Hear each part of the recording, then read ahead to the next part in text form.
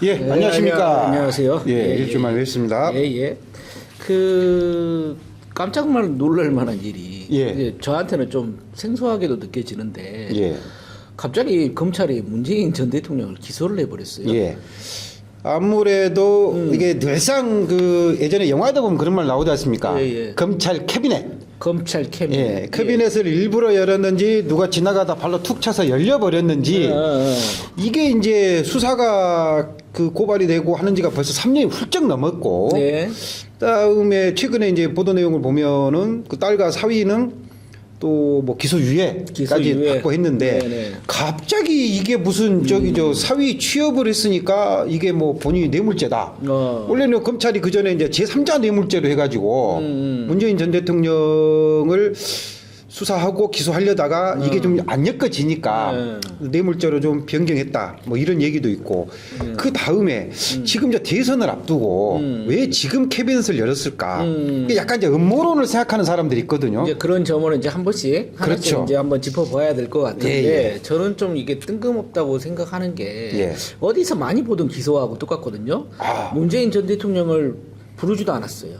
예. 조사도 하지 않았어요. 예. 자, 기소 유예 처리는 됐어요. 예. 그 부른 사람들은. 예. 그런데 갑자기 불구속 기소를 해버린 거죠. 예. 윤석열 검찰 사단이랑 예.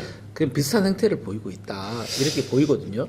아무래도 검찰이 이번 대선을 앞두고 뭔가 저 정치적인 어떤 그 입장, 스탠스를 취하는 게 아니냐. 이게 아무래도 중론이 아닐까 싶습니다. 그러니까요. 그러면 예. 이 기소에 대해서 예. 지금 그렇게 짚어주셨잖아요. 예. 그 이유가 뭘까요? 검찰이 왜 이렇게까지 무리한 기소를 할까요? 제가 보기에는 아무래도 양수겹장이 아닐까 싶습니다. 양수겹장. 예, 그러니까 예를 들어서 지금 이제 민주당의 대선 주요 주자들 같은 경우는 이제 검찰 같은 이제 기재부도 그렇고 이제 권력기관들을 네. 대대적으로 손을 보고 네. 뭐 공소청, 기소청 나눈다든지 네. 또는 뭐 공수처를 좀 확대 개편한다든지 이런 식으로 하다 보니까 야, 우리 건들면은 우리 니들 정보 많이 알고 있어. 함부로 건들지 마.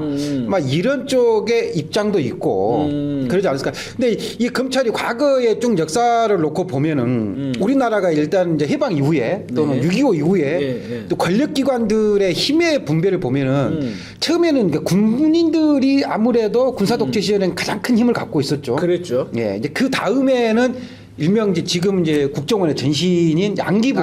예, 양기부가 네. 힘을 갖다가 정보부, 이제 네. 민주화 정부 수립 넘어간 네, 다음부터는 맞아요. 이제 국정원의 힘이 많이 빠졌죠. 네. 그 다음에 이제 권력의 중심이 된 것이 사실은 검찰이거든요. 맞습니다. 네, 그래서 예.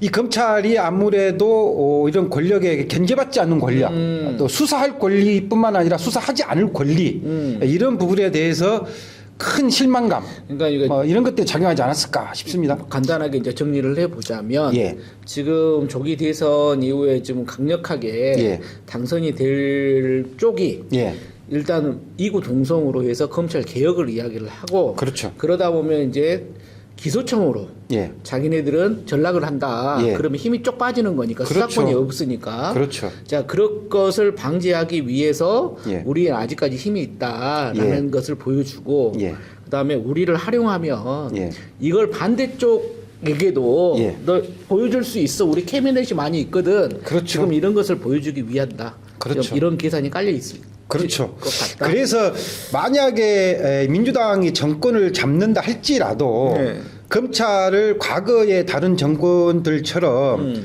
또 권력의 시니어화한다든지 또는 정적을 죽이기 위한 수단으로 활용한다든지 해버리면은 검찰의 권력은 그대로 유지가 되는 거거든요. 그렇죠. 예. 근데 사실 이 본질은 뭐냐면은 네. 무조건 저는 개인적으로 뭐 검찰을 해체해야 된다, 뭐 기소청, 공소청을 분리해야 된다 이런 것보다 보다 중요한 건 뭐냐면은 검찰이 할 수 있는 힘. 이거를 견제할 수 있는 수단 또는 검찰 스스로가 정치화하지 않는 검찰 본연의 임무를 잘 수행할 수 있도록 하는 이런 제도적인 장치도 사실은 필요한데 그 제도적인 장치가 제대로 마련이 안 되다 보니까 예를 들어서 뭐 공수처도 만들었는데 법적인 미비 사항도 좀 있고 아마 그러다 보니까 자꾸 과거로 회귀되려 하는 거.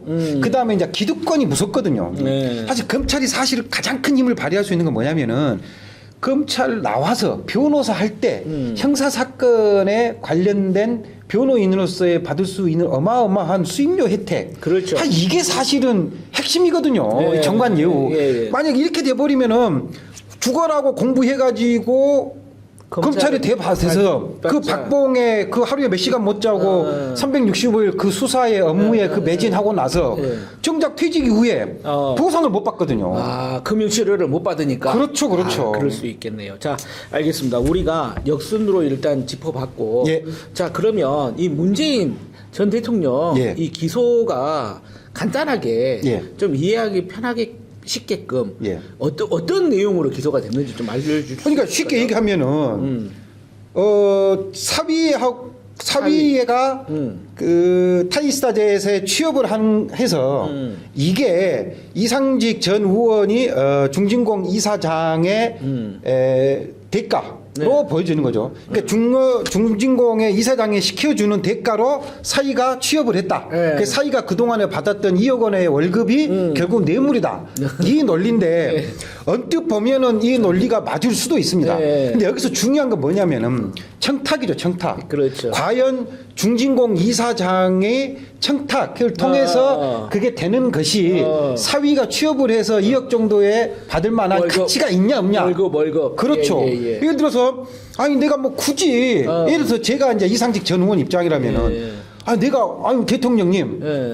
내가 사위 내 자회사에 취직시킬 테니까 저 중진공 이사장 그렇지. 시켜주십시오. 그러면은 대통령이 봤을 때 그래 너 이렇게 해줄게라는 대가가 성립이 돼야 되거든요. 그렇죠. 서로 간에 이게 합의가 있어야 되는 거죠. 근데 예를 들어서 청탁을 하지 않아도 굳이 뭐 그 자리에 충분하게 자리에 앉을 만한 능력이 됐다든지 또는 취업 여부와 상관없이 이미 내부적으로 누구를 임명할 것인가 검토 대상이 올랐다든지 이런 시기적인 부분들이 또 따져봐야 되거든요. 그러니까 지금 뭐 윤건영 의원도 그 얘기를 했습니다. 이미 그 당시에 그분은 여러 가지 사회적인 경력으로 봤을 때 이미 중진공 이사장 정도의 그 급의 이상이 됐기 때문에 굳이 뭐 그걸 위해서 청탁할 필요도 없고 또 굳이 자회사에 그 사위를 굳이 할 필요도 없다.